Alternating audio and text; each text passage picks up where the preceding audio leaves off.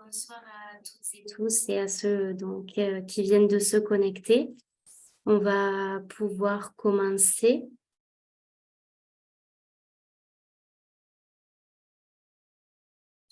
Du coup, bienvenue à toutes et tous à cette conférence ce soir axée sur l'utilisation de l'intelligence artificielle dans le domaine du spatial. Cet événement s'inscrit dans un cycle de conférences qui entre dans le cadre de la formation certificat Big Data portée par Toulouse Tech de l'Université de Toulouse, qui regroupe donc les écoles d'ingénieurs de Toulouse et Occitanie-Ouest et également les grandes écoles. Et ce soir, donc, nous avons le plaisir d'accueillir Louis Ulmer, Machine Learning ingénieur chez Thales depuis maintenant 3 ans, qui va partager avec nous donc son expérience et ses missions en lien avec l'intelligence artificielle au sein de Thales. Donc après la présentation, il y aura un temps qui sera dédié pour les questions. Donc je vous laisse donc garder vos questions pour la fin et vous pourrez les poser donc dans la rubrique questions et réponses qui se trouve en bas de votre écran. Et je vous laisse du coup la parole, Louis. Est-ce que tout le monde m'entend? Ouais, je pense que c'est bon. Oui, Je c'est sais pas bon. si j'ai mon micro. OK, parfait. Déjà merci, Johanna pour, l'intro et aussi merci pour, l'opportunité de venir, discuter un peu de ces sujets-là, avec vous. Ça fait plaisir et puis c'est des problématiques qui sont intéressantes et c'est vrai que la data science en entreprise, c'est pas hyper abordé, donc c'est bien, ça change. La présentation du jour s'intitule, du coup Intelligence artificielle pour le spatial & Co. Heu, voilà, on va parler de spatial majoritairement quand même, vous doutez bien, mais vous verrez, on fait d'autres petits trucs aussi. Voilà. Avant toute chose, petite présentation. Du coup, je m'appelle Louis Ulmer, comme a dit Johanna. Je suis machine learning engineer chez Thales depuis 3 ans maintenant, majoritairement sur des problématiques de machine learning et de deep learning appliquées à l'industrie de la défense. Donc, j'ai commencé en fait ma carrière où je faisais de la computer vision militaire. C'est-à-dire, je faisais de la détection d'objets sur des images très haute résolution.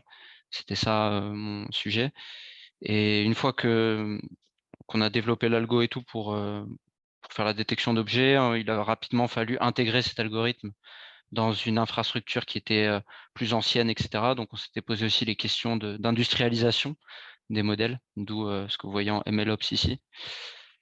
Mais finalement, le projet, de par le Covid et d'autres circonstances, ont fait que ça n'a pas été maintenu et du coup, j'ai passé pas mal de temps à faire, autre chose, c'est-à-dire du NLP. Donc j'ai fait quasiment 1 an de R&D en NLP sur des petits projets divers. J'ai développé des librairies, j'ai travaillé pour faire du résumé automatique sur des articles de recherche, pour aider, le secteur RH aussi sur des problématiques un peu, comme ça, de lecture de CV et cetera et maintenant, je suis spécialisé, en tout cas mon rôle, c'est de faire de la recherche appliquée, c'est-à-dire essayer de prendre le meilleur des papiers de recherche, donc les lire et développer les techniques qui sont dedans, dans le but de répondre à des besoins et mettre en place les solutions, qui conviennent pour nos clients.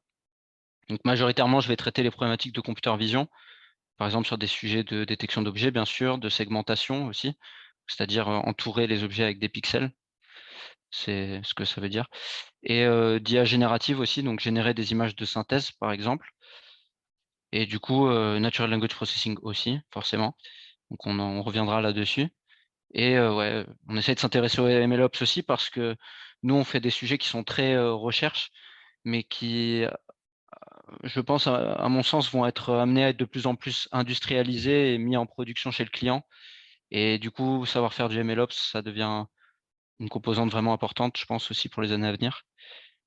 Du coup, voilà. La présentation du jour, elle sera divisée en 3 grandes parties. Premièrement, on va parler de TSN forcément, parce qu'on est là quand même pour, parler de l'entreprise. Hem, Après on parlera de comment on fait de la data science en entreprise et en quoi c'est différent de la data science académique, on va dire. Et ensuite, on se focalisera sur 3 grands cas d'usage qui permettent d'aborder un peu tous les pans de la data science. On va avoir, le machine learning pour l'accélération algorithmique. Donc ça, c'est quelque chose qu'on fait chez nous. On va avoir la détection d'anomalies et l'analyse de logs spatiaux avec PySpark. Et enfin, on parlera de l'imagerie satellitaire augmentée par les réseaux sociaux et la presse. Donc ça sera de la computer vision et du NLP. Ça, c'est un sujet que je traite en ce moment. Et ça, c'est des sujets que j'ai traités entièrement ou partiellement avant, mais où je suis pas forcément un professionnel non plus. Donc ce sera vraiment à titre éducatif, on va dire, pédagogique. Et voilà, et je garderai un peu de temps pour les questions. Donc ça devrait durer environ toutes ces parties-là, à peu près 45 minutes. Et voilà, et puis après on peut garder 20, 30, enfin, en fonction de si vous avez beaucoup de questions ou non. Et on essaiera de répondre à tout ça. Voilà. Alors, juste Louis, Yes. avant de commencer, est-ce que tout le monde voit le partage d'écran puisque, a priori, une personne était bloquée? Est-ce que pour les autres utilisateurs, vous voyez bien ce qui est partagé? Ok, a priori, oui. Et ensuite, il y avait juste une question d'une personne qui demandait si le MLOps était une branche du machine learning. On peut dire ça comme ça, ouais. C'est MLOps, c'est la combinaison de machine learning et de DevOps, en fait. Donc DevOps, c'est tous les gens qui vont déployer, enfin qui vont mettre en place l'intégration continue et le déploiement, pardon. Donc ce qu'on appelle le CI/CD. Et en gros, l'idée, c'est de faire en sorte que les techniques ML puissent être plus proches du DevOps et puissent facilement être intégrées dans des solutions, etc. Voilà. Je sais pas si ça répond à la question. Je sais pas si c'est clair.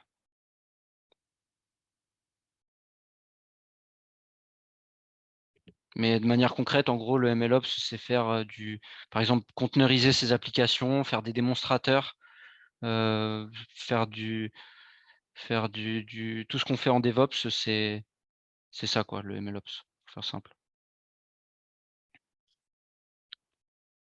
Du coup, s'il n'y a pas d'autres questions, je reprends. Petite présentation du coup sur Thales Service. Bon, vous connaissez sûrement Thales de nom. Thales, en fait, c'est un grand groupe où il y a des entreprises dans ce groupe. Et nous, on est une des entreprises de ce groupe. Il y en a d'autres. Par exemple, il y a Thales Alenia Space, qui est l'entreprise qui fait les plateformes satellites, par exemple, et les satellites aussi. Il y a Thales AVS aussi, c'est des gens qui font plus de l'aéronautique, de l'électronique embarquée pour les avions, etc. On va avoir Thales LAS aussi, enfin, il y en a plusieurs, quoi. Et il y a nous, Thales Services Numériques. Donc, comme notre nom l'indique, on est l'entreprise de services numériques du groupe Thales. Donc, on est des gens qui travaillent essentiellement sur du logiciel, surtout, aussi bien pour les entreprises du groupe que pour les entreprises qui sont externes au groupe. Voilà nos chiffres. Donc, c'est les chiffres de 2021. J'aurais aimé vous avoir des chiffres plus actuels, mais j'ai appris qu'ils sortaient après-demain. Du coup, c'est dommage. Mais voilà, comme ça, vous avez quand même l'ordre de grandeur. Et le chiffre qu'il faut retenir, c'est ce 1,2%, c'est-à-dire qu'on dédie quand même une partie de ce qu'on gagne pour autofinancer notre recherche et développement. Et ça, c'est le point important parce que ça fait vraiment partie de l'ADN de notre entreprise, de faire en sorte que on puisse construire nos projets, faire la recherche nous-mêmes, quoi. TSN, aujourd'hui, c'est une entreprise qui est en capacité d'accompagner sur tous les aspects de la transformation digitale. C'est-à-dire qu'on va pouvoir traiter aussi bien le volet sécurité, donc la sécurité des systèmes en profondeur, je reviendrai là-dessus un petit peu. On peut faire aussi de la conception, le développement et la maintenance. Donc ça, c'est surtout conception et développement, c'est surtout ce que nous, on fait dans mon équipe. Donc c'est cette partie-là qui nous intéressera surtout. On fait aussi du maintien en condition opérationnelle de système. On est aussi des intégrateurs de solutions cloud. Ne me demandez pas trop de détails dessus, c'est les slides des commerciaux, mais en gros, c'est l'idée. On intègre des clouds pour des clients diverses et variés. Et on opère aussi sur des systèmes de criticité élevés. Ça encore, je reviendrai là-dessus. Nos marchés, ils sont assez diversifiés. À Toulouse, on a quand même un gros focus sur l'aéro, la défense et l'espace. Et tous ces marchés-là, on les adresse aussi bien à l'intérieur du groupe, parce qu'on travaille avec les autres entreprises du groupe Thales, que des entreprises extérieures, par exemple. La proposition de valeur de TSN, elle repose sur 3 grands piliers. Nous, basiquement, le pilier central de TSN, le corps de métier, c'est de faire des systèmes critiques et de pouvoir les opérer. Un système critique, c'est un système qui concrètement, si ce système, a une défaillance, les conséquences, elles peuvent être importantes, heu, humainement ou organisationnellement. C'est des systèmes où il ne faut pas que ça tombe. Donc il faut que ça se passe bien et donc TSN est spécialisé là-dedans. Pour cela, on a des gens qui sont des facilitateurs, donc des gens qui sont spécialisés en agilité, en DevOps, en UX designer, par exemple. On a aussi des experts métiers, je reviendrai. On a, donc là, c'est le volet qui nous intéresse nous. Aussi tout un volet où on va venir intégrer des technologies innovantes dans ces systèmes critiques. Donc là, on va avoir tous les ce qu'on appelle des buzzwords, mais bon, on en fait vraiment, c'est-à-dire tout le volet data valorisation. Donc ça, c'est ce que la data science, c'est ce qu'on fait, dans mon équipe. Un peu de big data et de l'IA surtout. Voilà, on essaye de trouver des petits leviers pour, s'intégrer dans ces systèmes-là et apporter une vraie valeur, quoi. Et enfin, on a tout un volet cybersécurité, donc ça, c'est un peu différent du centre de compétences dans lequel je suis, mais on est une entreprise qui est leader dans le cyber et on a, tout l'effectif pour faire aussi bien du conseil en stratégie cyber que de la mise en place de systèmes cyber, on va dire. Voilà un petit peu, Thales Services Numériques. Et nous, du coup, dans cette organisation, on est, nous, on fait partie, enfin, je fais partie des cellules IA de TSN. Donc il y a plusieurs cellules IA dans TSN. Il y en a 3 grandes. Donc on a Bordeaux, Sofia et Toulouse. Et à nous tous, on est 48 ingénieurs, avec, 4 docteurs. Et le rôle de ces cellules-là, il est le même, globalement. C'est, fournir des solutions de machine learning et de deep learning, cette expertise plus généralement, à nos experts métiers pour mettre en place des solutions innovantes dans les produits et satisfaire les clients. On essaye aussi d'industrialiser les algos de plus en plus, comme je l'ai dit. Et on a aussi un rôle un peu plus transverse, où on cherche à fournir du support en intelligence artificielle aussi bien pour les clients, donc s'ils en ont besoin, que pour les collaborateurs en interne, pour les sensibiliser aussi à comment on peut utiliser l'IA dans leur métier et quelles vont être les prochaines, technologies et points à surveiller, on va dire.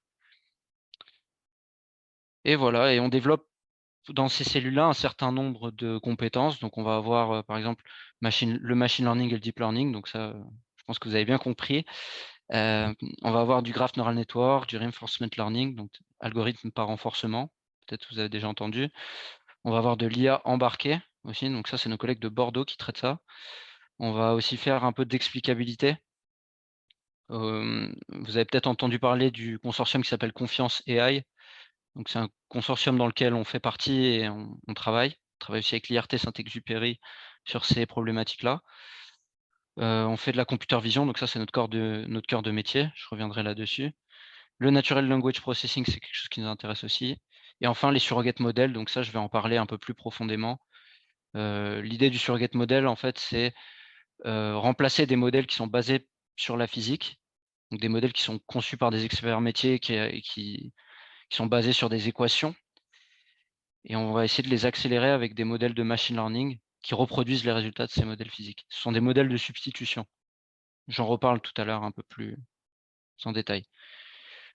Donc chose promise, chose due, voilà un peu les sujets qu'on traite pardon, chez Thales. Donc en computer vision, on va surtout travailler sur 2 volets. On va travailler sur l'observation de la Terre, donc toutes les problématiques de détection d'objets et cetera, bon, elles sont écrites ici. Je vais les détailler après pour Toulouse. Et on a un pont assez naturel avec le deep learning, appliqué sur le médical. C'est-à-dire que les données médicales, notamment l'imagerie médicale, elles partagent beaucoup de similitudes avec l'imagerie spatiale et du coup, on va avoir beaucoup de cas d'usage un peu communs. On a des gens qui ont travaillé sur la classification de tumeurs, dans le cadre du cancer du sein, par exemple. Donc classifier automatiquement les niveaux de sévérité d'un cancer, par exemple. On va avoir des gens qui améliorent la qualité des images avec de l'IA, sur de l'IRM, par exemple. Des gens qui vont détecter du Covid sur des radios des poumons, faire de l'analyse génomique, ça c'est ce qu'ils font, je crois à Sofia, par exemple. Voilà, on a un peu de tout. On traite l'industrie 4.0 de plus en plus, donc la maintenance prédictive, la détection d'anomalies, ça on en reparlera. On a aussi le surrogate model qui entre là-dedans. Voilà, on fait de plus en plus, comme je l'ai dit, du natural language processing avec la détection d'annonces frauduleuses, par exemple, parce qu'on essaie d'encadrer la vente de certains produits sur le net et on a besoin de ces techniques-là pour faire ça. Et on fait aussi une espèce de business intelligence dans le monde de la recherche avec du NLP. C'est aussi quelque chose qu'on fait. Voilà pour ça. Maintenant, je vais me concentrer sur Toulouse, donc mon équipe, la cellule IA de Toulouse. Nous, on fait globalement la même chose que les autres cellules IA. Donc, vous avez bien compris, on essaye de fournir des solutions innovantes pour le business de Thales. Nous, on a un corps de métier quand même, enfin, on a une prédisposition à faire surtout notre cœur de métier, c'est vraiment la computer vision pour l'observation de la Terre. C'est-à-dire que historiquement, notre partenaire privilégié, c'est le CNES. On travaille beaucoup avec eux de par la proximité géographique et l'histoire entre nous. Et donc, on a beaucoup de cas d'usage dans nos équipes. Par exemple, un des cas d'usage, c'est faire de la détection d'objets ou de la segmentation d'objets, où on va venir chercher sur des images satellites des avions, des bateaux, certains endroits critiques sur une image. On va pouvoir détecter aussi des charges illégales ou d'autres anomalies sur le terrain, peut-être des incendies par exemple. On va aussi essayer d'estimer les rendements agricoles sur des parcelles avec de l'IA, donc on a des gens qui travaillent sur ça, avec le labo OT du CNES, qui est une espèce de cellule au CNES où ils font que de l'observation de la Terre, où il y a des professionnels du domaine où ils font ça. Et on va aussi faire de la super résolution, donc ça c'est un projet qu'on a avec l'ESA où on améliore la résolution des images, par exemple. Et enfin, comme j'ai dit, ouais, on fait aussi du médical, donc c'est nous qui faisons la classification de tumeurs de cancer du sein. On fera du surrogate model aussi pour estimer la pollution de l'air, et du natural language processing, donc sur les problématiques que j'ai citées précédemment. Nos partenaires privilégiés à Toulouse, ça va être surtout le CNES, comme on a dit, l'ESA et l'IRT Saint-Exupéry, où on a un de nos collaborateurs qui travaille. Bien sûr, je suis pas tout seul pour faire tout ça. On a une super équipe IA, donc ils sont tous ici. La plupart, je sais qu'il y en a quelques-uns qui regardent cette présentation, du coup, je leur fais un petit coucou. N'hésitez pas à nous contacter, hein, sur LinkedIn ou autre si vous avez des questions. Ils sont tous très sympas et je pense qu'ils seront tous ravis de vous répondre, dans la mesure de ce qu'on peut dire aussi, parce que bon, on est quand même une entreprise, on est sur un secteur un peu critique, donc on essaiera de pas être trop dans le détail. C'est ce que vous verrez dans ma présentation, on va rester assez surfacique quand même. Mais voilà. Maintenant qu'on a vu tout ça, donc présentation de l'entreprise et de la cellule, on va aborder le point on fait de la data science en entreprise et en quoi c'est différent de la data science académique, on va dire. Ça, c'est quelque chose que j'aurais bien aimé savoir quand j'étais étudiant, mais en gros, pour faire simple, nous, l'approche qu'on a chez Thales, c'est de dire que on a une approche qu'on appelle l'approche Data Lab. C'est de dire que les problèmes de data science sont des problèmes cycliques avec 6 grandes étapes que vous voyez ici et qu'on les aborde jamais tout seul. En fait, on les aborde toujours avec un expert du métier. Donc très concrètement, la manière dont on travaille, c'est qu'on a un expert métier qui, lui, connaît bien les problématiques qui sont propres à son business. C'est-à-dire, il sait normalement, ou il a une intuition de qu'est-ce qui est un processus qui le dérange ou qui l'embête au quotidien. Il sent qu'il y a des optimisations à aller chercher sur certaines étapes ou sur certaines tâches, ou qu'il y a des choses qui sont trop compliquées, qui gagneraient à être simplifiées, etc. Et quand il met le doigt sur ces besoins-là, eh bien, nous, on peut discuter un petit peu avec lui, commencer aussi à voir si ça fait sens ou pas, et aller un peu plus loin et commencer à interpréter les données. Donc, c'est-à-dire, on va commencer à voir avec l'expert business, enfin l'expert métier, je veux dire, quelles sont les données dont il dispose, essayer de les comprendre aussi, parce qu'on n'est pas des experts du domaine en général. Chez nous, à Thales, on a des experts en transfert radiatif, on a des experts en mécanique spatiale, on a des experts en centre de contrôle. Et en fait, tous ces gens-là, ils ont un jargon, etc. Donc, il faut comprendre les problématiques de leur métier. Donc, ça, il faut discuter avec eux, avec des questions un peu comme ce que vous pouvez voir sur la slide. Nous, ce qu'on va chercher surtout à la fin, là où on intervient aussi, c'est essayer de catégoriser la disponibilité des données, évaluer la volumétrie, c'est-à-dire savoir quel type de données on peut avoir, en quelle quantité, qu'est-ce qu'on n'a pas, et cetera. Sous quel format elle est. Et dès lors qu'on a tout ça, on passe à l'étape de data préparation et de modeling. Donc ça, c'est quelque chose que vous avez peut-être entrevu dans votre formation pour ceux qui font le module. Mais dans l'idée, on fait la pipeline classique de data science, c'est-à-dire on fait, le nettoyage des données, la visualisation des données, l'analyse des données. On essaye de sélectionner les features importantes pour répondre aux problèmes. Une fois qu'on a fait ça, on est a priori capable, si on sépare le dataset en plusieurs parties, d'entraîner un modèle prédictif. Ce modèle prédictif, on aura peut-être besoin d'en sélectionner certains, donc nous, on fera un arbitrage et puis pour que tout ça se passe bien, on fera aussi un tuning d'hyperparamètres. Voilà, donc ça, c'est très spécifique au métier du data scientist. Je ne m'étends pas là-dessus, mais c'est comme ça, vous voyez quoi, quand même. Et une fois qu'on a ça, l'étape très importante, c'est qu'on va essayer d'évaluer notre modèle. C'est-à-dire qu'une fois qu'on va répondre au problème, enfin, on va essayer de voir déjà si on répond au problème, mais surtout, on va essayer de définir des métriques qui vont nous faire dire si oui ou non on est dans les clous ou pas. Donc, on définit cette métrique et on évalue les performances par rapport à cette métrique. Et de là, on peut interpréter des résultats. Donc ça, c'est quelque chose qu'on fait conjointement avec l'expert métier. Parce que lui aussi, il a sa vision et il a un mot à dire sur est-ce que c'est pertinent ou pas. Si ça l'est, c'est très bien, on part en déploiement. Donc on peut intégrer ça directement chez lui, chez le client. En général, c'est jamais si simple que ça parce que c'est quelque chose qui reste très complexe quand même. Donc, on a une approche qui naturellement est cyclique où on refait les étapes.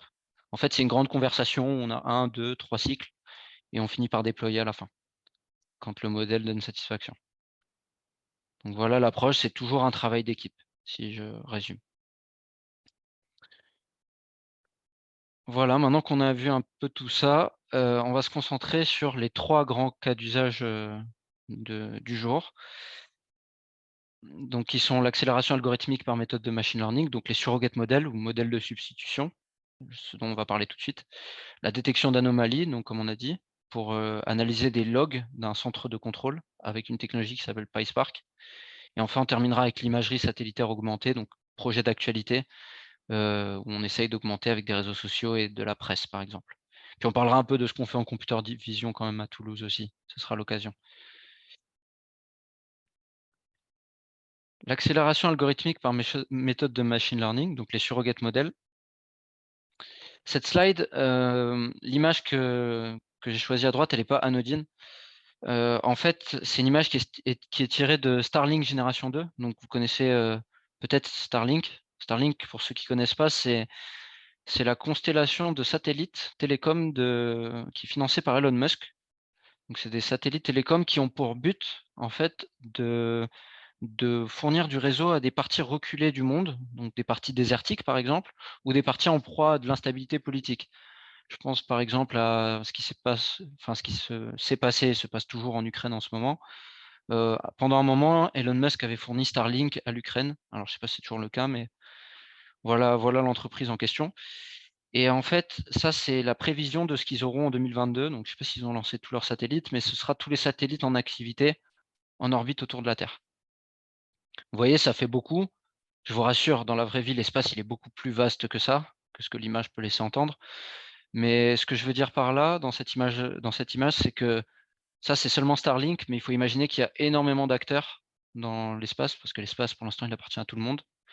Et il y a énormément de gens qui exploitent et qui envoient des satellites tous les jours.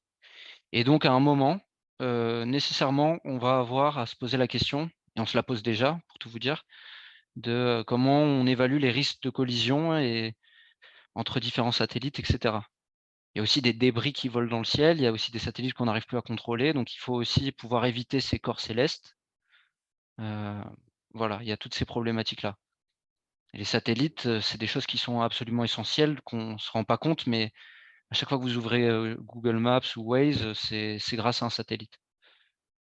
Si on a internet dans certains endroits, c'est grâce à un satellite, la télé, ça a été grâce à un satellite par moment. Donc il y a beaucoup de choses qui ont fonctionné avec des satellites et qui fonctionnent toujours avec des satellites. Pour faire ça, nous, chez Thales, on a des gens, donc pour faire ce calcul d'orbite, de trajectoire de satellite, on va dire, on a des gens qui mettent au point des modèles basés sur la physique, donc sur des équations qui sont complexes. et qui arrivent à déterminer, à simuler la trajectoire qu'aura un satellite et pouvoir estimer si oui ou non il y a des risques de collision. Ces gens-là, chez nous, ils font partie d'une cellule qui s'appelle dynamique du vol. Ce sont des experts dans ça et eux, ils travaillent sur des modèles, donc ces modèles basés sur la physique, comme j'ai dit, et ils prennent des entrées, donc ce ne sera pas toutes les entrées que vous voyez là, ça c'est une diapo un peu générale sur le surrogate model. Mais l'idée, c'est que comme je l'ai dit tout à l'heure, nous, on va essayer d'émuler le comportement de ce modèle, donc c'est-à-dire reproduire ce que ce modèle a en entrée et ce qu'il arrive à sortir avec des techniques de machine learning supervisées. Ça nous donnera un modèle surrogate qui, en temps d'exécution, est extrêmement rapide et qui surtout, dans le cadre de la propagation d'orbite, il y a énormément de calculs à faire parce qu'une orbite, il y a beaucoup d'incertitudes. Je vais revenir là-dessus, mais il y a un temps à gagner qui est assez énorme. Typiquement, ce qui peut arriver, donc je vous montre la formulation d'un problème tel que nous, on peut la recevoir dans la cellule IA à Toulouse. L'idée, c'est qu'il y a une librairie CNES open source, donc un beau travail qui est fait au CNES qui s'appelle Patrius. Il y a beaucoup de gens de chez nous, chez Thales, qui co-développent cette librairie, donc des gens de chez Dynamique du Vol. Et eux, en fait, cette librairie, elle permet grosso modo de faire de la propagation d'orbite court terme. Et un exemple de problème tel qu'on peut l'avoir, ça va être de dire, on veut propager une orbite Léo. Donc une orbite Léo, pour faire simple, c'est juste une orbite qui est basse. C'est une orbite Léo, c'est ce qu'il y a ici. Donc elle a des caractéristiques particulières qui diffèrent des orbites géostationnaires, par exemple, ou EO, etc. Je ne m'attarde pas là-dessus, c'est pas le but, mais voilà, c'est juste pour que vous ayez l'intuition de ce que c'est. Donc 2 objets à haute vitesse, donc relative, donc ça peut être des satellites, ça peut être 2 corps, ça peut être un lanceur, ça peut être, un peu n'importe quoi. Force de frottement négligée, donc ça c'est une info intéressante, pourquoi pas. Et ce qu'on cherche à faire avec Patrius, c'est calculer la distance minimale, qu'on appellera Y, entre les 2 corps célestes. Ici, on cherche, vraiment à évaluer un risque de collision et cette distance minimale, je schématise vraiment parce qu'en réalité, c'est beaucoup plus complexe que ça. Mais ce qu'on va essayer de calculer, c'est plutôt, c'est une moyenne de la distance minimale entre 2 objets, l'écart type de la distance minimale entre 2 objets et essayer d'avoir une probabilité de collision à la fin. Je ne vais pas m'attarder là-dessus, c'est vraiment pas le but. Mais schématiquement, l'idée, c'est que si on a 2 objets qui ont des trajectoires, donc là, vous avez un satellite et vous avez un lanceur ici. L'idée, c'est qu'on ne modélise pas la trajectoire juste par une ligne, mais c'est plutôt un tube, en fait. C'est un espèce de tube. Donc ici, vous auriez une sorte de tube jaune, une zone d'incertitude, en fait, et un tube bleu. Et donc ces zones-là, ce qui explique ça, c'est le fait qu'on a des incertitudes à la mesure et qu'on veut tester plusieurs cas de figure, c'est-à-dire qu'on n'est pas 100 % sûr de la position. Et donc, il y a beaucoup aussi d'approximations qui sont faites dans les calculs. Donc, on essaye de modéliser plutôt une zone, une distribution de probabilité, on va dire.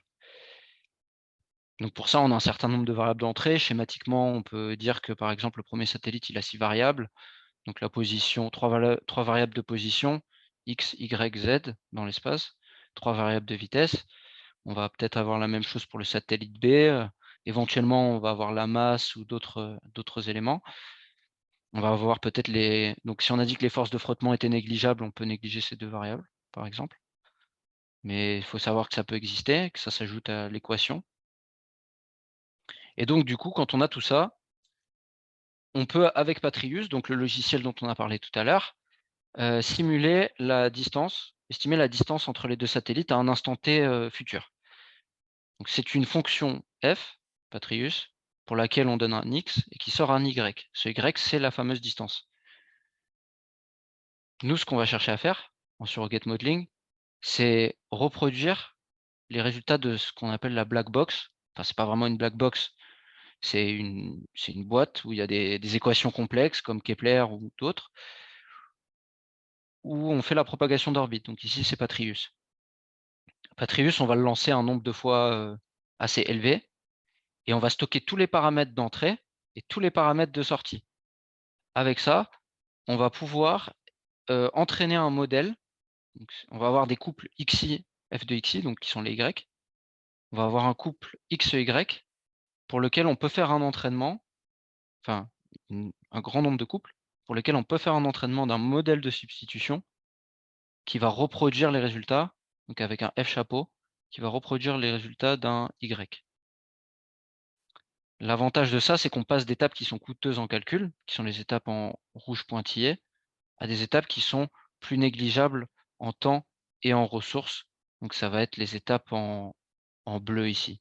L'optimisation, elle est rendue possible par le calcul distribué, parce que nous, on a aussi des bonnes pratiques data pour entraîner rapidement ces modèles-là.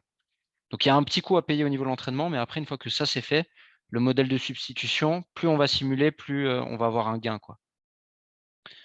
Les résultats qu'on peut donner à ce niveau-là, sur Patrius, ça va être le graphique qui est là, donc qui est à titre pédagogique, encore une fois, c'est pas des experts de surrogate model diront que c'est pas forcément exact, mais dans l'idée, on essaie d'approximer, enfin de se rapprocher de cette droite rouge en pointillé.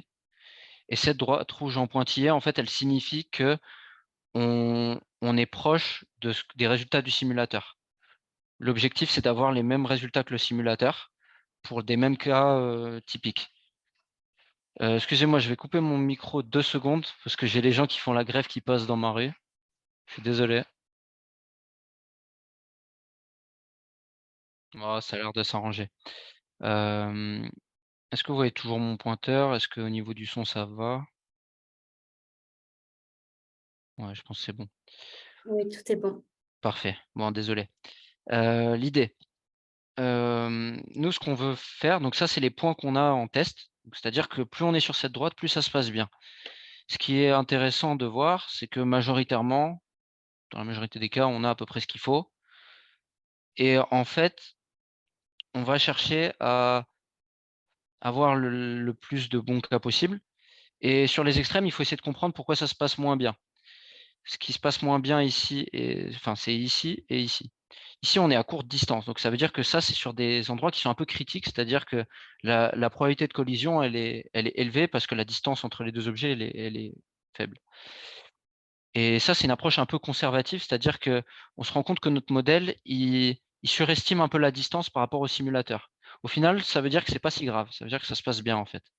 On est un peu conservatif, mais c'est pas grave. Ce qui serait plus grave, ce serait qu'on donne une fausse distance qui est beaucoup plus grande que la distance réelle, on va dire, la distance obtenue par le simulateur. Et là, ce qui se passe ici, c'est un peu moins important parce que c'est des longues distances. À partir de cette distance-là, il y a moins de risque de collision, on va dire. Voilà, c'est l'idée. Voilà, donc maintenant vous avez vu un petit peu ce que c'était le surrogate modeling. J'insiste sur le fait que cette diapo-là, c'est pas le top de la rigueur en termes de data science. S'il y a des experts en surrogate modeling ici, bien sûr qu'il faut faire de l'analyse statistique et de l'analyse de sensibilité sur les variables d'entrée, bien sûr, on le sait, mais on ne le dit pas ici parce que ce serait beaucoup plus long de parler de tout ça. Maintenant, parlons de Thalia, donc traitement et analyse de log par IA. Ça, c'est un autre projet qu'on a fait en octobre 2021, où l'idée, c'était que on devait aider le Centre national des études spatiales, donc le CNES, à Toulouse, dans ces problématiques de comment on gère les différents satellites et comment on les administre. Il faut que vous sachiez qu'en fait, dans le spatial, tous les centres, enfin, tous les gens qui opèrent les satellites, donc que ce soit SpaceX, le CNES, la NASA ou autre, ils ont tous des salles de contrôle, si vous voulez.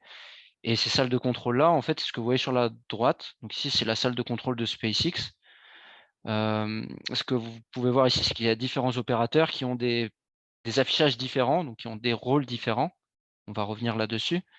Mais eux, leur mission, en fait, c'est de faire en sorte que un satellite, c'est un peu comme un appareil photo, si vous voulez, en tout cas en observation de la Terre. C'est un objet qui stocke des photos et qui vole. Et l'idée, c'est qu'on ne peut pas récupérer les données quand on veut. On peut les récupérer que quand le satellite passe devant une station au sol. Donc, c'est des grandes antennes qui sont à certains endroits très stratégiques sur le globe. Et à ce moment-là, on peut établir la communication avec le satellite, venir chercher les données du satellite et nettoyer la mémoire, éventuellement passer aussi des ordres au satellite du style décale-toi, il y a un satellite qui arrive en face ou autre. Ça, si on schématise un peu, ça c'est des infos Je rentre pas trop dans le détail parce que c'est un peu stratégique et c'est pas forcément le but. Mais l'idée, c'est qu'il y a plusieurs sous-systèmes dans un centre de contrôle. Il y a un système de planification, par exemple. Donc lui, il va se baser essentiellement, c'est un agenda, quoi. Il va dire, en gros, le satellite passe à telle heure sur telle orbite pendant tant de temps, devant telle station spatiale, enfin devant telle station au sol. Il va y avoir toute la dimension calcul statistique aussi et surrogate model qu'on a décrite avant. Tous les gens qui font de la propagation d'orbite, de près ou de loin, ils finissent par toucher à ce système à influencer ce système de planification, on va dire. On a un système de télégestion. Donc ça, c'est un système qui va surveiller ce qui se passe dans la station. C'est-à-dire, on va voir quel est le voltage de la station, quelle est la position de l'antenne, la température, par exemple, enfin toutes les données, on va dire, un peu hardware de la station. On va voir tout ce qui est système de transmission. Donc ici, on va voir si eh bien, on va ouvrir les bons flux, enfin les bons ports, on va dire, et les bons protocoles pour que la communication réseau s'établisse et se fasse correctement. Et on fermera aussi la communication au moment voulu, pour des raisons de sécurité aussi, etc. Et on a enfin, très important, le système de traitement de données de la charge utile. La charge utile, en fait, c'est l'appareil photo qu'il y a dans le satellite. C'est le capteur qu'il y a dans le satellite ou selon ce pourquoi on l'utilise. Et en fait, il faut que vous imaginiez, si on récupère les données du satellite, c'est pas comme sur Windows, c'est pas juste une fenêtre où je glisse et je dépose mes photos. C'est un peu plus complexe que ça. Et dans l'idée, c'est des paquets qui se transfèrent par petits morceaux. Et donc, il faut tout un système pour agréger ces paquets, les mettre dans le bon sens et tout ça, et aussi vérifier que la donnée a été reçue entièrement. Et s'il manque des choses, vérifier ce qui manque, quoi. Est-ce que c'est important ou pas? Et ça, une fois que tout est bon, on a un système central qui monitore un peu tout, qui essaie de communiquer avec chacun de ces systèmes-là. Mais comme ça, on peut envoyer les données correctes, enfin les télémesures, ce qu'on appelle les télémesures, on peut envoyer ça au client, à l'exploitant du satellite. Donc ça, c'est ce qu'on appelle le système central, CADOR. Ce système-là, en fait, il a différents logs. Donc, il sort des fichiers de logs, ce sont des journaux, en fait, qui traquent un peu tout ce qui se passe. Et il y a ça pour chacun de ces sous-systèmes-là, donc en grande quantité, et en quantité qui sont parfois inégales. Et en fait, le problème de tout ça, c'est que bon, les gens qui travaillent sur chacun de ces systèmes-là travaillent très bien et ils sont hyper pros, hyper compétents dans leur domaine. Mais c'est vrai que des fois, quand il y a des anomalies, c'est très difficile pour eux et c'est de plus en plus compliqué d'établir d'où vient le problème. Quelle est la cause racine en fait du problème? Est-ce qu'il y a une défaillance de ce côté? Est-ce qu'il y a une défaillance au niveau de la station? Est-ce qu'il y a une défaillance au niveau aussi au niveau de la planification? La source d'erreur, elle peut être, vraiment multiple. Et donc, c'est pour cette raison-là qu'on nous a demandé d'essayer de voir si on pouvait mettre de l'IA dans ces systèmes de logs, enfin dans les logs surtout, essayer d'analyser ce qui se passe et pouvoir détecter une anomalie et surtout, une fois que l'anomalie est détectée, pouvoir dire: «OK, ça c'est une anomalie, ça vient de tel système, plutôt que de tel système», par exemple. Et pour pouvoir gagner du temps et s'améliorer et avoir, encore plus de performance, c'est l'idée. Petit aparté sur le machine learning, sur comment on résout un problème comme ça. En général, quand on fait de la data science, heu, on peut utiliser ce type de raisonnement, là pour, raisonner, enfin pour trouver comment on aborde le problème. La première question qu'on peut se poser, c'est la question en vert ici, c'est: «Mes données sont-elles étiquetées et en grand nombre?» Si elles le sont, on fera cette approche-là. On développera des modèles prédictifs basés sur des données d'entrée et de sortie. Donc ça, c'est ce qu'on fait par exemple en surrogate modeling, donc c'est ce qu'on appelle de la régression. Si on essaye de prédire plutôt des classes, donc anomalie ou non par exemple, heu, ou ou chien ou chat par exemple, si on fait sur de l'imagerie, ben là on va faire ce qu'on appelle la classification. Si jamais on n'a pas des données qui sont étiquetées, c'est-à-dire si on ne sait pas par exemple ce qu'est une anomalie ou non, donc ça c'est pas systématique et nous c'est ce cas-là qui va nous intéresser parce que nous on avait énormément de données en fait, mais on savait pas forcément quand est-ce qu'il y avait eu une anomalie ou non. On n'avait pas quelque chose d'hyper, complet là-dessus. Donc on a dû se baser sur des approches qui sont ce qu'on appelle non supervisées. C'est-à-dire qu'on va essayer de chercher un lien avec des méthodes statistiques et mathématiques, entre les données d'entrée pour en rapprocher certaines d'entre elles et en éloigner d'autres. Les données étant éloignées, sont les anomalies. C'est ce qu'on appelle du clustering. Pour faire du clustering, enfin le principe, on va rester en détection d'anomalies, mais le principe,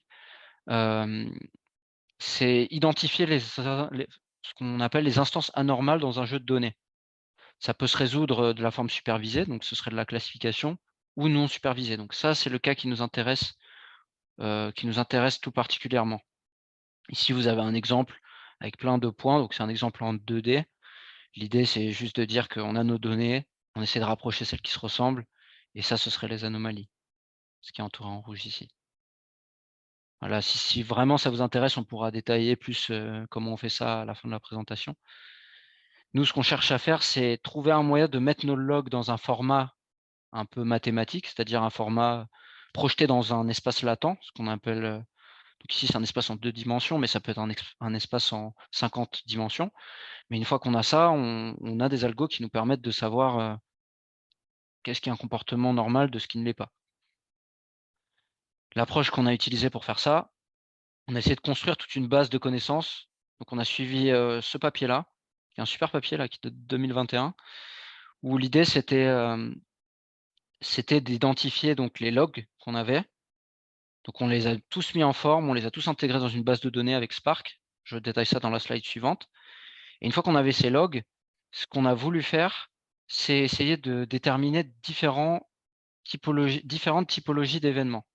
C'est-à-dire, pour chacun de ces logs, on peut déterminer un format un peu commun. Voilà. Et donc ce format commun nous permet de diminuer drastiquement le nombre de logs, parce que plusieurs logs qui ont le même format vont être classifiés comme étant le même événement. Et du coup, ces événements-là, ils sont aussi plus faciles à analyser. On va pouvoir les compter. Et c'est exactement ce qu'on fait après. Donc, une fois qu'on a ces événements-là, on choisit un intervalle de temps. Donc, ça peut être 5 minutes, 10 minutes, un quart d'heure, peu importe. Et de là, on compte le nombre d'événements qui se produisent sur la fenêtre temporelle voulue. On fait glisser cette fenêtre temporelle d'un certain pas. Ça peut être 1, 2, 10, peu importe. Et du coup, on va avoir ce qu'on appelle une event count matrix, ou une matrice d'événements. Et cette matrice d'événements-là, elle a toutes les bonnes propriétés pour qu'on puisse faire de la détection d'anomalies dessus. Donc c'est exactement ce qu'on a fait. Et ça s'est pas mal passé. C'était intéressant. C'était très intéressant. Techniquement, on avait essayé de faire quelque chose qui permettait d'avoir une approche un peu pour anticiper le big data, c'est-à-dire qu'on a utilisé des frameworks big data comme Elasticsearch, donc qui est une base de données distribuée, et Spark, que je détaille dans la slide suivante. On a utilisé Drain 3 aussi, qui est un algorithme de clustering qui nous vient de IBM. Et dès lors qu'on avait ça, donc ça, ce sont les différents systèmes, on pouvait faire toute l'algorithmie qu'on voulait et tous les pré-traitements et post-traitements qu'on voulait pour faire du machine learning dans ces systèmes-là. Après, on stockait tout sur Elasticsearch, mais voilà l'idée. Ce qui est intéressant ici, c'est vraiment le framework PySpark. Vous en entendrez beaucoup parler, je pense, dans les années à venir, et si vous y intéressez, vous allez beaucoup en entendre parler aussi dans la tech. C'est vraiment ce qu'on utilise quand on a beaucoup de données. C'est un framework en fait qui permet de.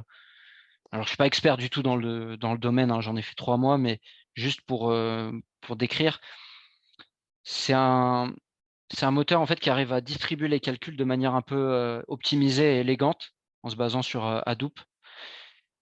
Et l'idée, c'est qu'on peut faire du SQL, par exemple, donc il y a un langage informatique pour requêter les bases de données de manière distribuée, ce qu'on ne peut pas faire en SQL seul. On a besoin de Spark pour faire ça. On va pouvoir faire du ML aussi, donc du machine learning avec une lib qui s'appelle MLlib, comme son nom l'indique. On va pouvoir faire des graphes avec Graphix, etc. On peut faire pas mal de choses avec Spark. Voilà, c'est une technologie qui est intéressante et je vous encourage à lire dessus si ça vous intéresse. Autre chose qui était intéressante aussi, c'est le fait d'avoir une base Elasticsearch permet de faire des jolis dashboards, des jolies data visualisations qui permettent un peu de comprendre les différents types de logs qu'on reçoit et peut-être aussi pouvoir faire une post-analyse sur les systèmes pour comprendre, enfin se dire ok, ce système-là sort trop d'un certain type de log, est-ce qu'on peut pas le rendre un peu moins verbeux par exemple? Est-ce que c'est vraiment nécessaire, ce genre d'analyse-là, quoi? Ça, c'est juste la slide concrètement qui résume un peu tout ce que je vous ai dit précédemment. C'est la slide un peu de présentation. Voilà, on explique un peu tout, on essaie de détecter des anomalies silencieuses, aider les opérateurs pour, trouver une cause racine d'une anomalie, voilà. Ce qui est intéressant, c'est qu'on a vraiment travaillé main dans la main avec les experts du CNES, qui ont fait un super boulot pour nous expliquer un peu tout, comment ça se passait, enfin, comment tout se passait là-bas. Et voilà, on aura d'autres collaborations par la suite avec eux sans doute. Voilà. Maintenant qu'on a vu tout ça, on va pouvoir aborder la dernière partie. Donc l'imagerie satellitaire augmentée. Ici, vous avez une super image de Hawaï, aux États-Unis. C'est une jolie île. C'est une image satellite, assez, enfin, satellite, voire aéroportée, je dirais, parce que bon, la résolution est vraiment très bonne.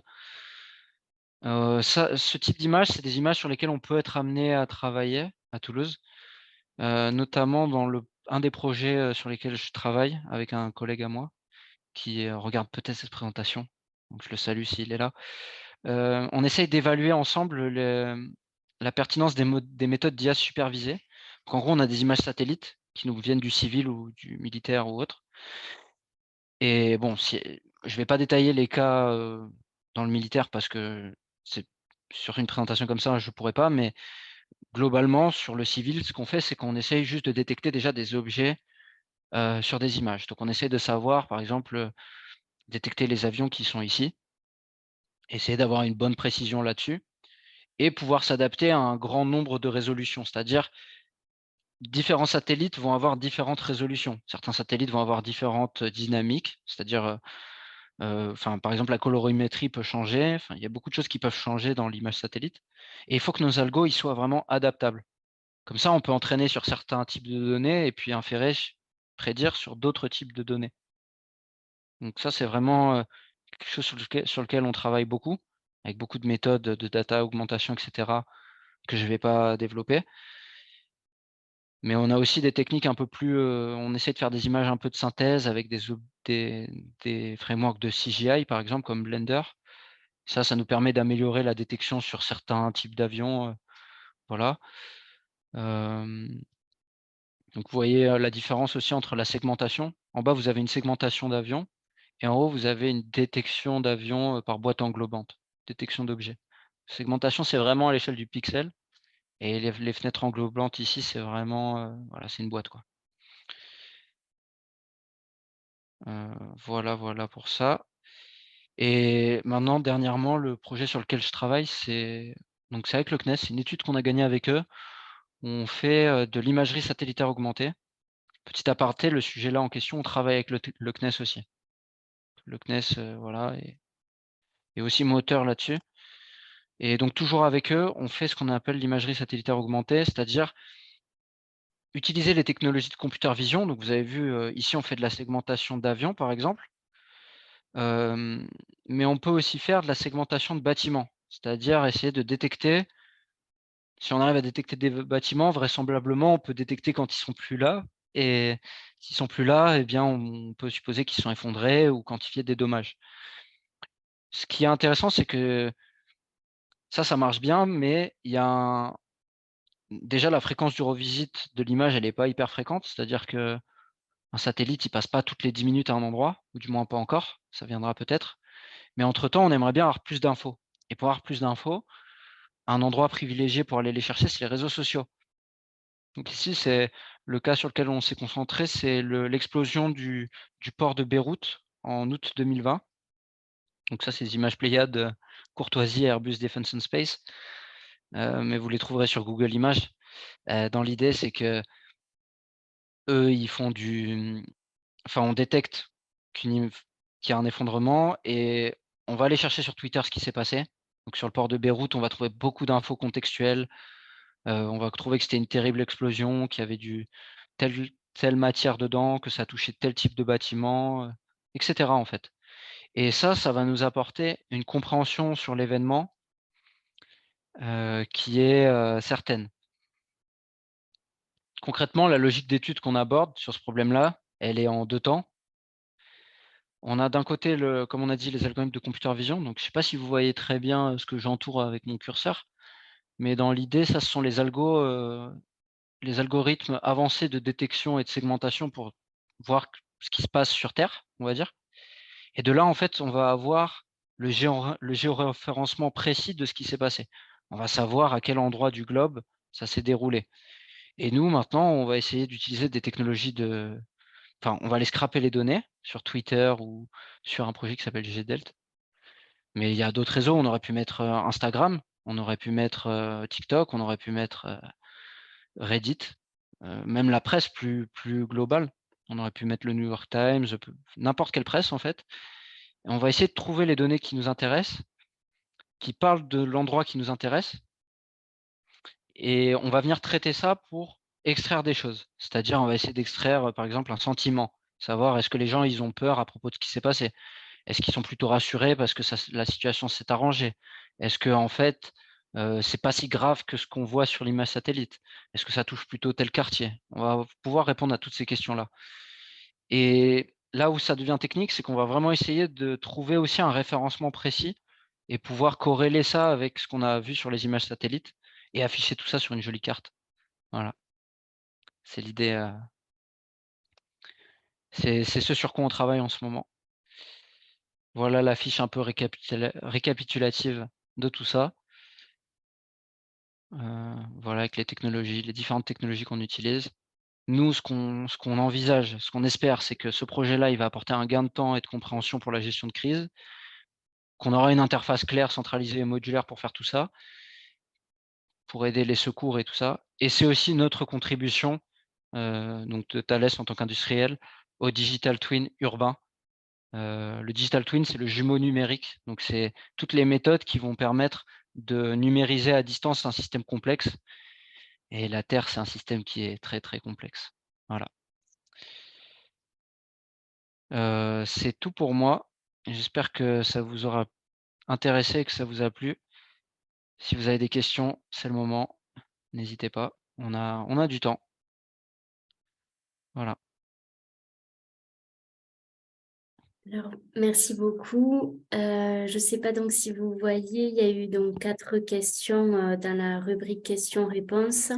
Je vais les ouvrir. Je vais les Voilà, voir. la première de manière générale sur les tâches et les 3 suivantes, ça concernait du coup la slide 18 sur Patrius Léo. Ok, bon. Je vais les prendre dans l'ordre. Je ne sais pas si je les prends. Là, je les ai toutes. Elles ont toutes été posées un peu en même temps.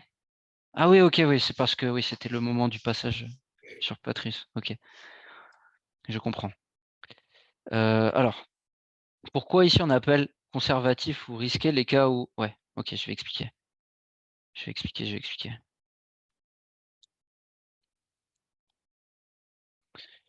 En fait,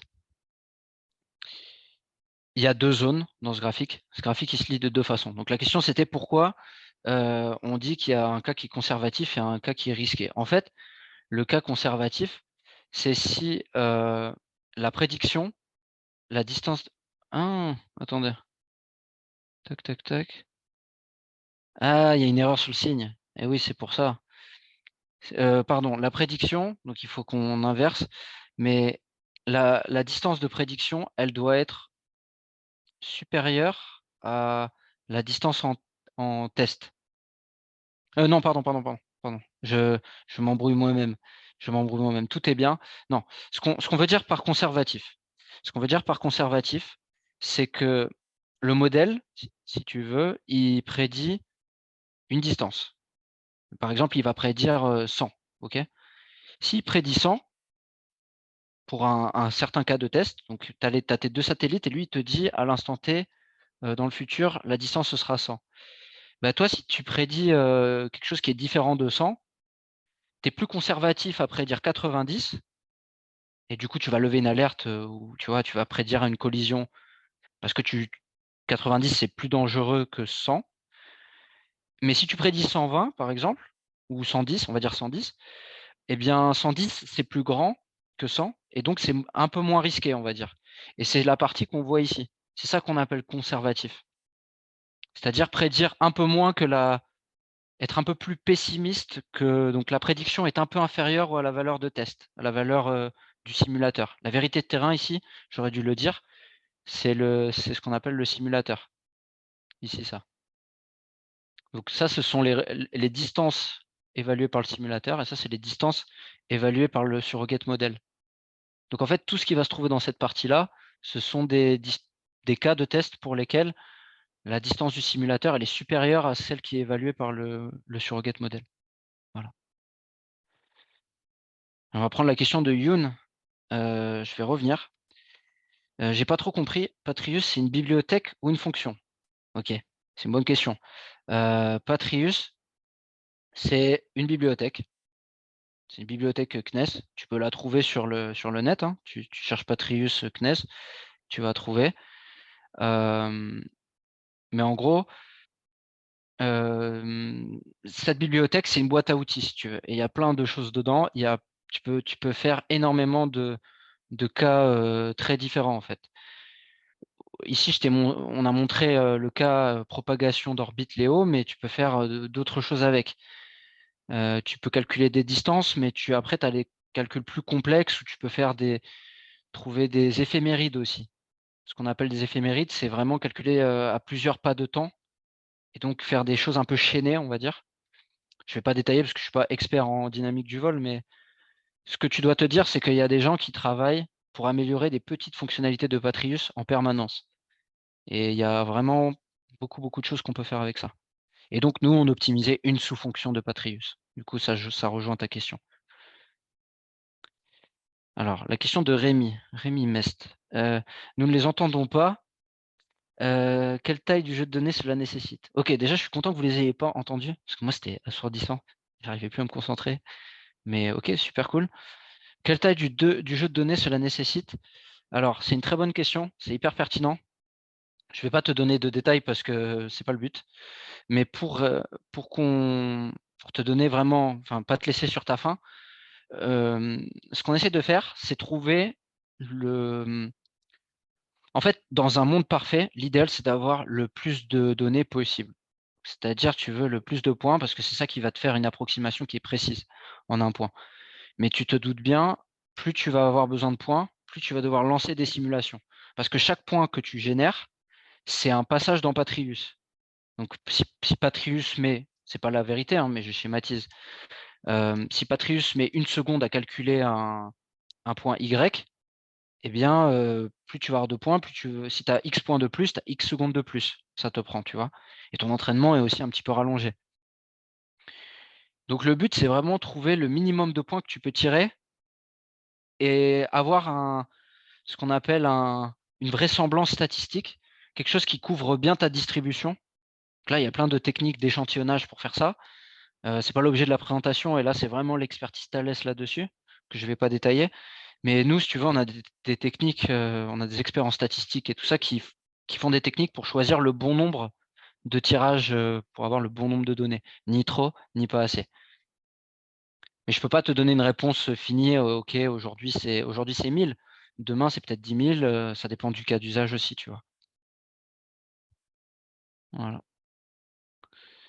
Alors, j'ai des nouvelles questions. Vous avez décrit le processus cyclique de votre travail de data science en appui d'un expert. Est-ce que vous effectuez toutes les tâches de la collecte de données à la mise en production des solutions ou est-ce que vous travaillez avec des data engineers et développeurs, par exemple? Ah, ça, c'est une bonne question. Ça, ça dépend, ça dépend. Il y a des fois où on a des cas où ça nécessite, si tu veux. Enfin, il y a des cas où tu n'as pas besoin, on va dire. Je vais commencer du cas simple. Enfin, par le cas simple. Tu as des cas où l'expert métier de chez nous, il a un petit ensemble de données, il a juste un Excel, tu vois, il n'y a pas de honte, hein, des fois juste un CSV, un Excel, ou des notes, ou il a une petite base de données SQL. Je t'avoue que quand on est dans ce cas de figure-là, on n'a pas spécialement besoin d'un data engineer dédié pour faire ça. On n'a pas forcément besoin de développeurs.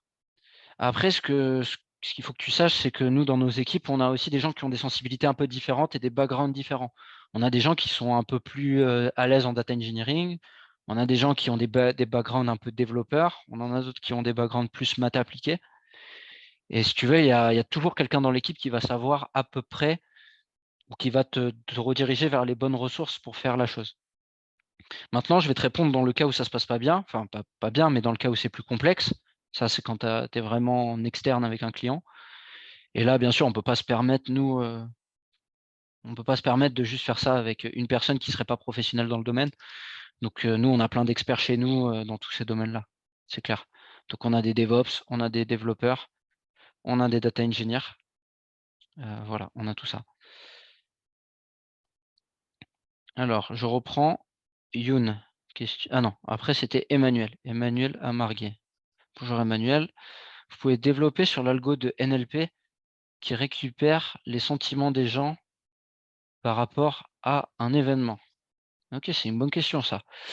Alors, pour faire ça, il y a énormément d'approches. Le NLP, c'est un truc enfin, c'est un secteur qui est en plein boom en ce moment, si tu suis un peu les actus. À l'époque, il y avait une approche très simple. Je caricature. Alors, on va se mettre sur la slide en question pour que tout le monde voit de quoi on parle. Donc, la question de Emmanuel, c'est en gros, qu'est-ce qu'il y a dans cette boîte-là? Pareil, Emmanuel, je ne vais pas tout détailler, mais l'idée, c'est que tu as deux méthodes. Tu as une méthode simple et une méthode plus complexe.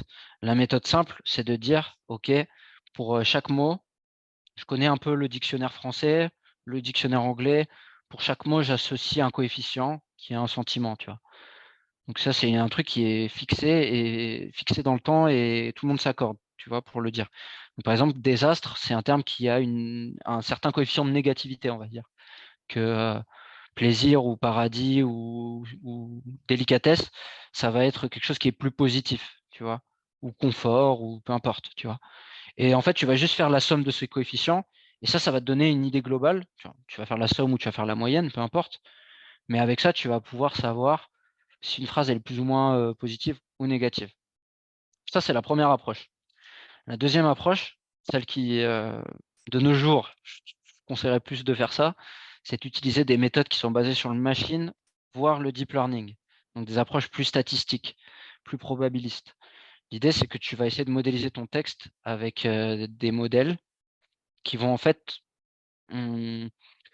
pour arriver jusqu'à ces modèles-là, tu vas essayer de vectoriser ton texte. Tu as plusieurs approches pour faire ça. Les approches qui marchent bien en ce moment, c'est ce qu'on appelle les transformers. Donc ça, c'est ce sur quoi se base ChatGPT, par exemple. Le transformer, c'est un modèle énorme qui a été entraîné sur des millions et des millions de données du web. Et en fait, il a une compréhension de tout du langage général. Et grâce à cette compréhension-là, tu peux très facilement entraîner un classifieur, peu importe lequel. Donc un classifieur, ça peut même être un, tu sais, un SVM ou un arbre de décision. C'est rien de très complexe, mais ce classifieur-là, comme la vectorisation avant, elle est vraiment très performante, eh bien, tu vas avoir des super résultats sur les sentiments des gens par rapport à un événement. Tu vas avoir, en ce moment, il y a un truc qui s'appelle Sentiment BERT, ça s'appelait. C'est plus si actuel que ça, mais ça doit être 2020, je pense, peut-être un peu avant. Et ouais, il te donne 5 sentiments, tu as la peur, la joie, le neutre, l'étonnement, je crois, et avec une très très bonne précision sur tous les benchmarks. C'est vraiment, ouais. Je t'encourage à te renseigner sur ça si ça t'intéresse. Il y a des choses ça avance bien, quoi, ce secteur. Ok, question de Cheikh. Cheikh, est-ce que les pipelines sur les étapes de traitement de données sont génériques ou faut-il en faire pour chaque situation spécifique? Alors, est-ce que les pipelines sur les étapes de traitement de données sont génériques ou faut-il en faire pour chaque situation spécifique? Je réfléchis. Oui et non. Quand même, enfin, tu as des typologies de cas, je vais dire. Tu as par exemple la data science tabulaire. Bon, ok, c'est toujours un peu la même pipeline. Si on revient sur par exemple, l'approche modeling ici, la pipeline, c'est très souvent ces éléments-là. Enfin, c'est clair. Donc tu vas avoir data cleaning, visualisation et tout ça. Enfin, tout ça. Après, tu peux passer un temps plus extensif sur certaines tâches et qui vont nécessiter des cleanings différents. Tu vois, sur le data cleaning, Peut-être que tu vas travailler avec des dates un jour, tu vas avoir besoin de normaliser toutes tes dates. Je sais pas, tu as des dates qui sont en heures, minutes, secondes. De l'autre côté, tu as des dates qui sont en heures, minutes, secondes, millisecondes. Tu as besoin de faire cette normalisation-là, ça te change ta pipeline, tu vois. Peut-être tu as des pipelines où tu n'as pas besoin de faire de la data visualisation. Tu vois, typiquement sur du deep learning, par exemple, il y a beaucoup de choses sur la pipeline là qui ne s'appliquent pas. Typiquement, en deep learning, tu ne fais pas de la feature sélection, ou très peu. Tu fais pas le cleaning, tu le fais, mais c'est très différent. C'est des données qui sont pas un Excel tabulaire, donc ça implique d'autres choses, tu vois. Mais voilà, donc je dirais ça dépend de tes typologies. Machine learning supervisé sur des données tabulaires, c'est globalement la même chose avec quelques petites variations. Et puis si tu traites des données qui sont déstructurées, donc du texte ou de l'image, là il y a beaucoup de différences. Voilà. Youn, alors, question. Pour le dernier exemple, le but, c'est donc de comprendre la source de la crise grâce à ce qui est propagé sur les réseaux. Cela permet donc aux collaborateurs de mieux prévenir la crise. C'est un peu l'idée. C'est un peu l'idée. En gros, pour l'instant, c'est un système qui est un peu... c'est plutôt de la réaction à un événement, tu vois. Donc, c'est plutôt... on prend des données dans le passé, tu vois. Et ce qu'on a déployé, nous, ce n'est pas un système qui est en temps réel et qui est dans le futur, tu vois. Mais l'idée l'idée future qu'ils ont au CNES, bien sûr, et ce sur quoi on travaille avec eux, c'est comment on fait maintenant qu'on a ce système-là qui est rétrospectif, comment on en arrive à faire du prédictif, tu vois. Donc, on va essayer de voir un petit peu les logs qui arriveront plus tard. Mais bon, ça, c'est pas encore, hein. Ça, on n'en est pas encore là parce que le système, il est hyper complexe. Et on pense aussi que c'est pertinent d'annoter les données, plus que vraiment vouloir aller plus loin. Parce que faire de la détection d'anomalies non supervisées en prédictif, c'est plus ardu que ce qu'on pense. Et si on pouvait faire de la classification, on serait plus content, je pense. Voilà. Dans la gestion prédictive des logs d'erreur, Ami Mest, alors, pardon. Vous ne sembliez pas utiliser de time series sur les eurodatages, déclenchement des logs, mais un comptage du nombre de logs probablement par sévérité dans différentes échelles de temps afin de produire les features. Exact. Y a-t-il de bonnes pratiques pour définir ces intervalles ou est-ce uniquement par des essais de performance sur le modèle afin de trouver les intervalles les plus adaptés? Ouais, c'est une question excellente, ça. Ça, c'est excellent et c'est une vraie question qu'on s'est posée. Effectivement, on utilise, tu dis vrai, on n'utilise pas de time series sur les eurodates. Enfin, on n'utilise pas vraiment de time series, on fait plutôt un comptage, ça c'est vrai. L'intervalle de temps, la bonne pratique, moi je dirais que faire des essais de performance sur les modèles pour trouver l'intervalle le plus adapté, si tu es en supervisé, tu peux le faire. Parce que tu as probablement un dataset de validation qui diffère de ton dataset de test. Tu me dis hein, si c'est trop spécifique, mais en gros, si tu es en supervisé, tu as 3 datasets. Tu as un dataset de training, un de validation, un de test. Et en fait, tu peux te permettre de faire ce genre d'essai de traitement sur ton dataset de validation, voir si ça se passe bien et dire, OK, sur ma validation, j'ai vu qu'avec un intervalle de 5 minutes, ça marche mieux que 15 minutes. Ça, tu peux le faire. Nous, on était en non supervisé. Donc, ça veut dire qu'on n'a pas vraiment de dataset de validation et on a à peine un dataset de test. On avait 2-3 anomalies qui étaient trouvées par des experts de là-bas. Du coup, ce qui nous a paru le plus vraisemblable et le plus intéressant à faire, c'est une réponse qui va peut-être un peu te décevoir en termes de data science, mais qui est la réponse que je te donnerai, métier. C'est, on a vraiment travaillé avec les experts de chez eux pour savoir si c'était pertinent d'avoir plus d'un certain temps ou non. Je m'explique. Quand un satellite passe, le passage, il dure, en général, ça dépasse pas 1 heure un passage. Tu vois, c'est assez court en fait. C'est peut-être plus de l'ordre de 20-30 minutes maximum. Et en fait, dans ce passage, tu as plusieurs phases. Tu as 3 phases. Et tu as certaines phases qui sont plus importantes que d'autres, mais surtout, la phase la plus importante, c'est celle du milieu, là où il y a le downlink, donc le transfert de données et l'uplink, où tu envoies tout ce qu'il faut. Cette phase, c'est une fenêtre de une vingtaine de minutes. Donc, automatiquement, ça t'exclut toutes les fenêtres qui sont après 20 minutes. Parce que du coup, tu ne vas rien voir. Nous, ce qu'on a essayé de faire, c'est avoir quelque chose de... En général, ce qu'on leur a demandé, c'est quand il y avait une anomalie chez eux, est-ce que l'écart, parce que tu te doutes bien, eux, ils ont quand même fait leurs analyses avant de nous appeler. Et on a essayé de voir le delta temps entre les moments où il y a des anomalies qui se lèvent dans les différents systèmes. Ils nous avaient donné genre, c'était un truc comme, il y a 4 minutes d'intervalle, 3-4 minutes d'intervalle dans les différents systèmes où il y a des erreurs qui se lèvent. Ok. Du coup, on avait estimé une fenêtre, je crois qu'on avait fait un cas à 5 minutes par exemple, et on avait dit, voilà, on va essayer de voir les événements qui se passent sur 5 minutes. Du coup, on avait un certain nombre de fenêtres. Peut-être c'était même plus réduit que ça. J'ai pas envie de te. Je pourrais pas te donner la réponse exacte parce que ça fait quand même longtemps, je me rappelle plus. On avait aussi une problématique, donc ça c'est un truc que tu rencontreras si tu fais ça, c'est plus tu vas réduire ton intervalle, plus tu vas avoir des données. Donc faut aussi que tu puisses en termes de calcul gérer tout ça et voilà, tu vois, nous on traitait, on a travaillé sur par exemple 1 ou 2 mois de données. Ça se mesure aussi ça, tu vois. Si tu traites toutes les 5 minutes, ça n'a pas du tout la même implication long terme en termes de stockage que si tu traites ça toutes les 2 minutes. Donc il y a aussi cet arbitrage à faire là. Donc ma réponse définitive, ce serait environ 5 minutes, je te dirais, par discussion avec les experts de chez eux.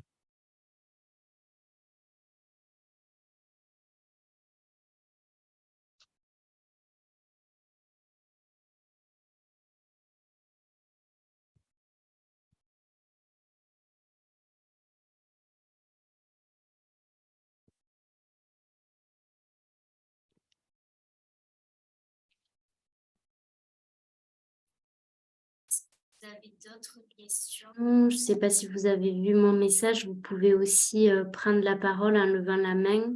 Ça nous permet d'activer vos micros si vous souhaitez poser les questions plutôt à l'oral.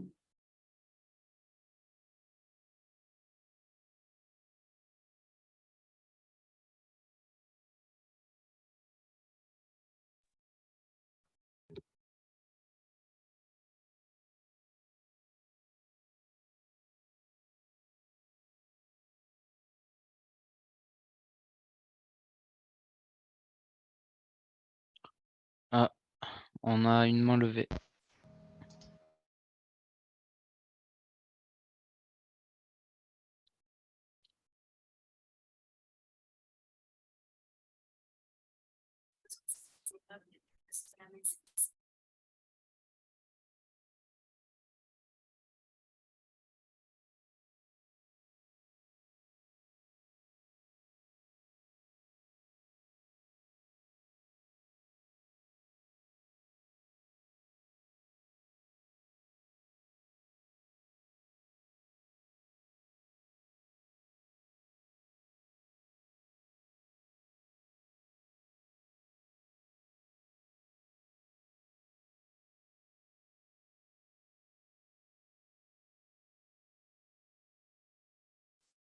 S'il n'y a pas d'autres questions, je vous propose peut-être de conclure. Eh ben, on peut conclure, hein. Écoutez, on peut conclure. Merci à tous d'être venus. Merci pour votre attention. J'espère que ça vous aura plu, intéressé. Et si vous avez d'autres questions ou peu importe, hein, si vous voulez juste parler d'IA ou data science, on est là, hein. On est là pour discuter. Vous avez mes contacts. Je reviens au début. Tac, tac, tac. Vous avez mes contacts. Voilà. Tout est là. Merci beaucoup en tout cas pour d'avoir participé donc à ce cycle de conférences Toulouse Tech et merci pour cette présentation très complète et d'avoir partagé un petit peu votre quotidien et vos missions au sein de Thales. Merci beaucoup à tous. Allez, bonne soirée.